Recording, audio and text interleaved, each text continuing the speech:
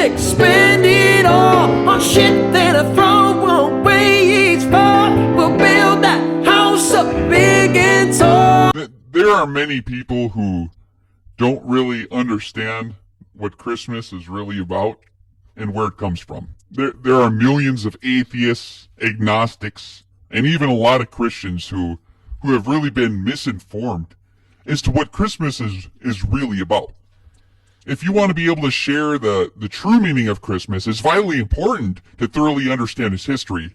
So what I want to do is I want to take us through a walk through the history of Christmas, its many traditions which most of us have pretty much grown up to love.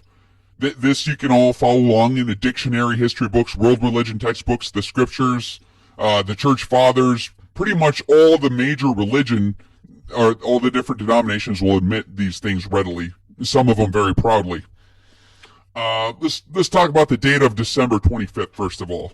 You know, many non-believers are more than happy to point out that December 25th is not the historical birth of Jesus, and that this date is found nowhere in Scripture. They'll also enthusiastically go on to claim that this really is in fact the long celebrated birthday of numerous heathen sun gods. You know, in order to accurately represent the one true God of the Scriptures, we need to be able to be intellectually honest and take a real careful look at the historical and scriptural facts concerning Christmas. The high day of ancient sun worship historically occurred every December 25th, when the sun displayed its unconquerability, when it began to rise higher in the sky following the winter solstice. Hence, December 25th was celebrated as the sun's birthday. This pagan religious practice was the first historical observance of December 25th as being a holy day. So we can go back to the beginning of the story and take a look at really the first Christmas. The story, a lot of people don't realize it's a lot older than we think, actually begins over 4,000 years ago in the land of Shinar, also called Babylon. According to the book of Genesis, he was the great-grandson of Noah and was the king of Shinar, Babylon. He is depicted in the Bible as both being a man of power and a mighty hunter. He also appears in numerous legends and folktales outside the Bible as well. It was King Nimrod who led the first world revolt against God after the flood, when he established the Babylonian world tyranny and constructed the infamous Tower of Babel. You know, Nimrod actually married his own mother, whose name was Semiramis. Nimrod's birthday was December 25th, the same day considered by pagans to be the birth of the sun. Nimrod was pretty much adored by his people as a god. Considered by many historians to have been the first sun god upon which all the other sun god legends are based upon, this Nimrod story. After God destroyed the Tower of Babel, Nimrod was, according to a lot of legends, was killed by Noah's son Shem, and his body was castrated and his parts were spread all across the land of Shinar. After Nimrod's death, his widowed mother-wife, so-called Semiramis, she claimed that she had become impregnated by the rays of the sun. And later, that next December 25th, baby Tammuz was born. Baby Tammuz is in the scriptures a lot of places too. They're worshiping baby Tammuz, weeping for baby Tammuz, and God didn't like that too much. As you know, he was born again as the reincarnated sun god of Nimrod. Semiramis also claimed that a full-grown evergreen tree sprang overnight from a dead stump, which symbolized the re-erection of the new penis of Nimrod, or in other words, the springing forth of new life. You know, on each anniversary of his birth, every December 25th, Nimrod would visit the evergreen tree and leave gifts upon it. That's where a lot of the Yule log comes from that they throw in the fire, and then the next day it would be re-erected as the full tree, and the serpent was wrapped around it. That's where that comes from, that story of Nimrod.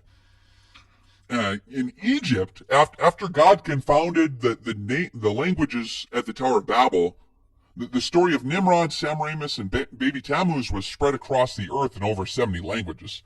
In Egypt, Horus, the son of Isis, the Egyptian title for the Queen of Heaven, was born at this very same time of December 25th.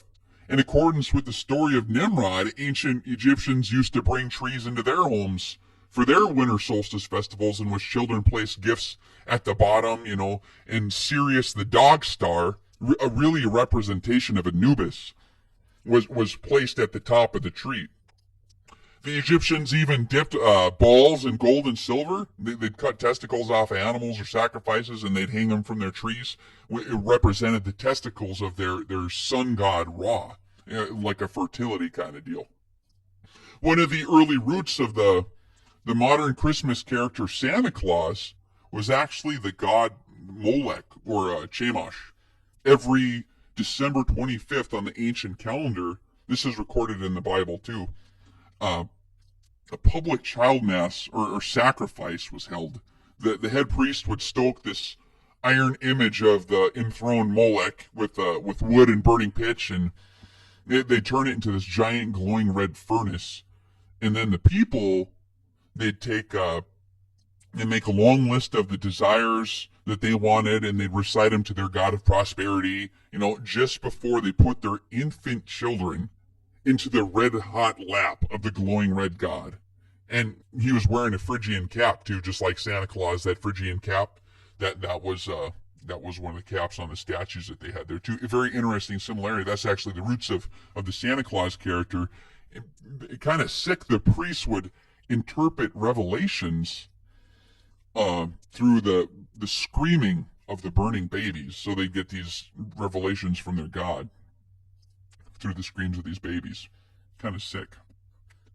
In Rome, there was the largest pagan religion which fostered sun worship in the Greek and Roman worlds at this time was the cult of Mythicism. Like the other sun gods, was supposedly born on December 25th as well. They called it the nativity of the sun. The Romans separated this winter holiday into several different parts. First, from the 17th to the 21st of December was Saturnalia, a riotous feast laden with drunkenness and violent orgies. Second, on the 22nd, they had the second feast, which was Sigillaria, or they called it the Feast of Dolls, when a fair was held, and dolls and other toys, mostly of earthenware, were given to children.